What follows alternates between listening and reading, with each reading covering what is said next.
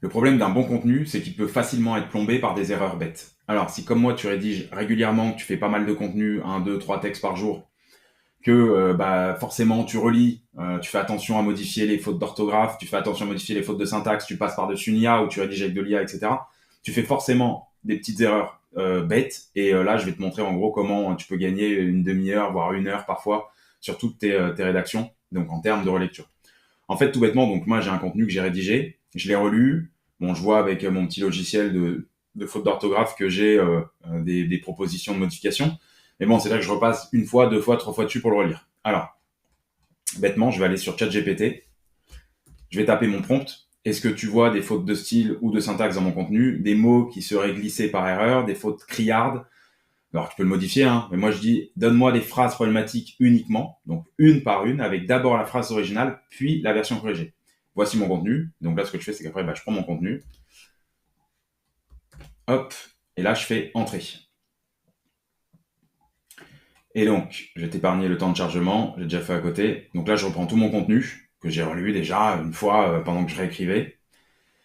Derrière, il va me dire, par exemple, la phrase originale et la phrase corrigée. La phrase originale, ça me permet donc de faire un copier-coller, donc directement, et d'aller rechercher dans le contenu. Donc là, je vais aller voir, hop, hop, toute la phrase, elle est là. Et puis derrière, il me dit, le voyant est superflu, pardon, et donne un ton un peu plus désinvolte au début de ton texte. Bon, pourquoi pas, ça m'intéresse pas. Là, il me dit le tir à la fin est inutile et semble être peut-être une erreur de frappe. En effet, donc là, ce que je vais faire, c'est que voilà, là, j'en ai fait un petit tiré. Alors ça se voit, mais tu peux avoir d'autres choses, hein. Donc là, ce que j'ai, c'est le petit tiré, paf, hop, là, j'y vais, je l'enlève. Qu'est-ce que je vais avoir d'autre? Les majuscules, bon, pourquoi pas. Les fautes de liaison. Formulation incorrecte grammaticalement, donc après, tu peux tout lire, hein. C'est un peu, il te met un peu toutes les phrases, ponctuation. Voilà, conjugaison. Ça, typiquement, c'est le genre de truc, tu fais pas exprès. Si tu dictes ou si tu écris, c'est le genre de truc qui arrive et c'est chiant, quoi. Étant donné que ces instruments peuvent sembler complexes de prime abord, là, en effet, c'est peuvent. Étant donné que ces instruments peuvent sembler complexes. Donc là, c'est parfait avec mon truc. Donc là, je mets hop, CTRL-C, CTRL-V.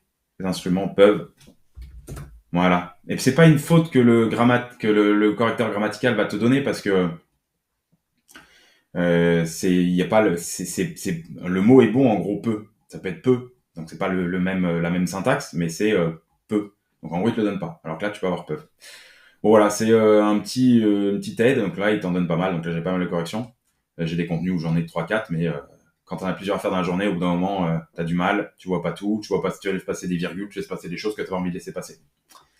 Voilà, donc c'est une petite astuce, j'espère qu'elle va t'aider. N'hésite pas à me mettre un like, et puis si tu veux rédiger avec mes outils, je te mets le lien en commentaire.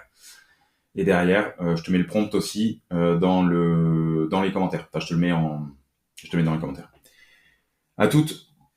Petit élément que je voulais te rajouter, en fait, là, ce que je t'ai montré, je le fais moi une fois que j'ai pris mon contenu texte, IA ou pas, que je l'ai relu, que j'ai rajouté des modifications par-dessus, et que je suis prêt à le mettre en ligne, en fait.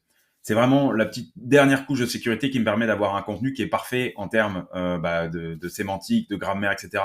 pour mon utilisateur et aussi pour Google. Voilà, ne fais pas ça sur des contenus qui sont 100% rédigés par de l'IA et sur lesquels t'es pas passé par-dessus. Tu risques pas de trouver grand-chose. Voilà, c'est mon petit conseil. Allez, bonne rédaction.